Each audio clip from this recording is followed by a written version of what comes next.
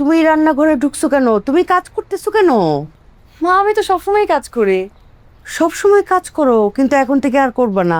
তোমার রান্নাঘরে ঢুকতে হবে না, কোনো কাজ কাম করতে হবে না, বুঝছো? এখন তোমার রেস্টের সময়। মা আমার কোনো সমস্যা নেই, আমার রান্না করতে ভালো লাগে, আমি বসে থাকা না আমার ভালো লাগে না মা। তোমার সমস্যা নাই, কিন্তু সমস্যা আমাদের আছে। এখন তো তুমি আর একা নাই মা, তোমার গর্ভে এখন আমাদের আরেকজন আছে। হ্যাঁ, এখন তোমার সেদিকে লক্ষ্য রাখতে হবে। 2টা মাস খুব সাবধানে থাকো, পরে কাজকর্ম করা যাবে, ঠিক আছে? বড় বৌমা কই? সাইরা, দরকার নেই মা। বৌমা, বড় বৌমা, কি মা? বৌমা এদিকে আসো। এই ওর শরীরটা তো এখন ভালো না।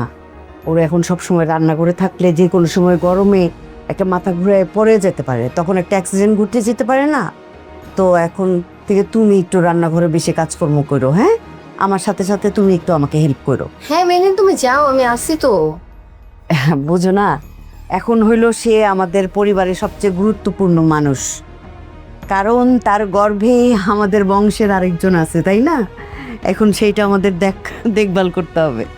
যাও মা, যাও। এটা শেষ করে যেতাম। এইটা আমি শেষ করবো না। এই যে এখন যদি তুমি হাতটাও কাটো, সেটাও আমার দাদু ভাইয়ের জন্য সমস্যা, বুঝো না তো?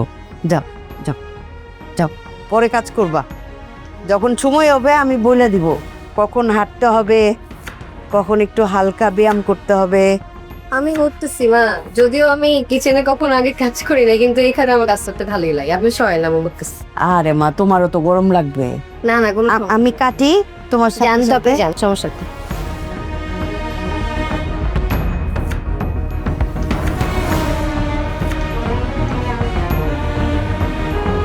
এখন হলো সে আমাদের পরিবারের সবচেয়ে গুরুত্বপূর্ণ মানুষ, কারণ তার গর্ভে আমাদের বংশের আরেকজন আছে, তাই না?